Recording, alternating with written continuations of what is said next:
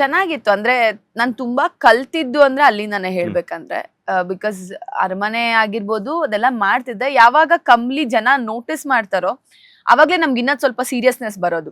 Okay, ನಮ್ಗೂ ಒಂದ್ ಜವಾಬ್ದಾರಿ ಅನ್ನೋದಿದೆ, ನಾವ್ ಅದನ್ನ ನೀಟಾಗಿ ಮಾಡ್ಕೊಂಡು ಹೋಗ್ಬೇಕು ಅನ್ನೋದು ಚೆನ್ನಾಗಿತ್ತು. ಆಕ್ಚುಲಿ ಅಲ್ಲಿ ಇವಾಗ ನಾನಾಗಿರ್ಬೋದು, ನಿರಂಜನ್ ಅವ್ರ ಆಗಿರ್ಬೋದು, ಅನಿಕಾ, ನಿಂಗಿ, ತುಂಬಾ ಪಾತ್ರಗಳಿದ್ರು ಇತ್ತು. ಅಂದ್ರೆ ನಾವೆಲ್ಲ ಇನ್ನ ಮಕ್ಳು ತರನ ತುಂಬಾ ಚಿಕ್ಕವರೆಲ್ಲ ನಾವು ಎಲ್ರು ಎಂಟ್ರಿ ಕೊಟ್ಟಿದ್ದದಕ್ಕೆ.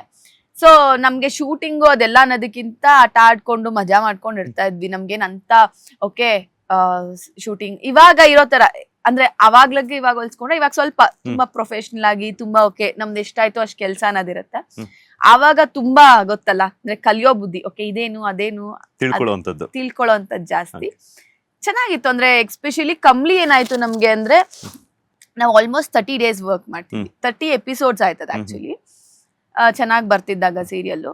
ಸೊ 30 daysಗೆ ಯಾರು ನಂಬಲ್ಲ, 1 year ಫುಲ್ ನಾವು ಇವಾಗೆಲ್ಲ ಏನು ಒಂದು 15-20 daysಗೆಲ್ಲ ಮುಗಿಸ್ಬಿಡ್ತಾರೆ ಶೂಟಿಂಗ್ ನ.